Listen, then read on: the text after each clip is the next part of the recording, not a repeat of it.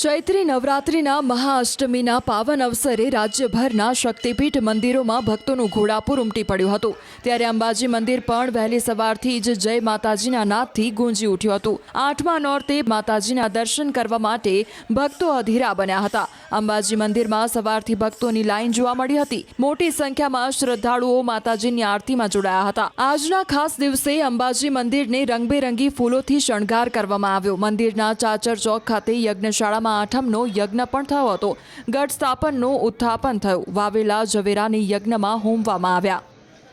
આ બાજુ રાજ્ય ગૃહમંત્રી હર્ષ સંઘવીએ નવરાત્રી દરમિયાન મા અંબાના મંદિરે દર્શન કર્યા। સુરતમાં ભાગળ સ્થિત પૌરાણિક મા અંબાના મંદિરની મુલાકાત કરી। મા અંબાના ચરણોમાં શીશ ઝુકાવી દર્શન કર્યા।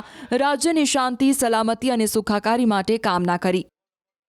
ગુજરાતના લાખો કરોડો લોકો મા અંબાના ચરણોમાં, ગુજરાતના હજારો મંદિરોમાં દર્શનાર્થે જતા હોય છે। આ આપણી સંસ્કૃતિ છે, આ જ આપણી આસ્થા છે।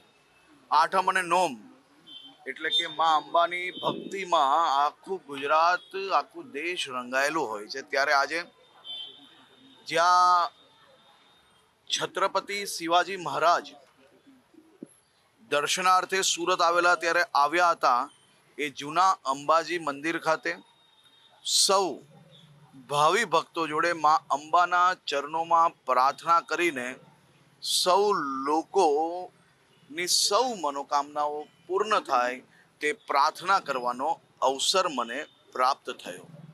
તો કચ્છના માતાના મઢમાં ચૈત્રી નવરાત્રિની વિશેષ ઉજવણી કરાઈ। માતાના મઢમાં હોમ હવનની સાથે બીડું હોમાવાની વિધિ કરવામાં આવી।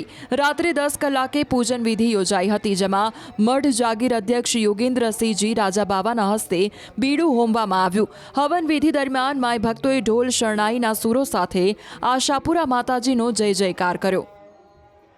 હૈયે હૈયું દળાય એવી ભીડના દ્રશ્યો છે પાવાગઢના। આઠમા નોરતે વહેલી સવાર અને મોડી રાતથી જ ભક્તો માના શરણે પહોંચી ગયા હતા। મંદિર પરિસરમાં ક્યાંય પગ મૂકવાની જગ્યા ન હતી। સવારથી જય માતાજીના નાદ ગુંજતા હતા। ચૈત્રી આઠમે પાવાગઢમાં હવન પૂજા થઈ। મંગળા આરતીના મોટી સંખ્યામાં ભક્તોએ દર્શન કર્યા।